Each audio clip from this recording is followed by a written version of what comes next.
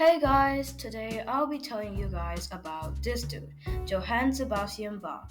For those who don't know, Bach is remembered as one of the greatest composers in history and an absolute legend in music. He became famous for his works, which captured the energy of the Baroque era yet still sounded amazing today.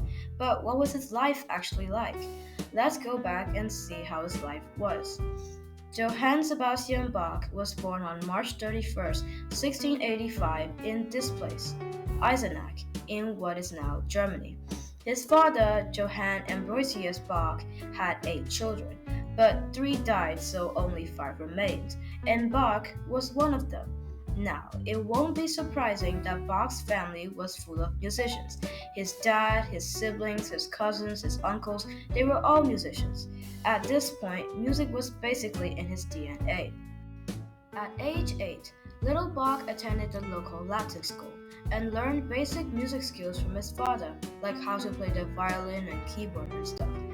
He was also a pretty talented singer and performed in the local church choir. Life was going pretty okay, but when he was 9, his mother passed away, and then his father did too, when he was 10. So Bach went on to live with his eldest brother, Johann Christoph Bach, in Odef, along with his school friend, George Edling. 15-year-old Bach was awarded a choral scholarship at the prestigious St. Michael's School in Lüneburg, where he met important musicians and was exposed to the North German organ traditions. By 1703, at 18, Bach had his very first job, playing violin in the court orchestra of Weimar. But within months, he moved on, becoming organist at Arnstadt's new church. He was praised for his skill, but some church authorities thought he was sometimes too experimental. During that time, Bach fell for Maria Barbara, his second cousin. They married in 1707 and went on to have 7 kids together. Back in Weimar, he became famous as an organist. He wrote tons of pieces, including the famous Toccata and Fugue in D minor.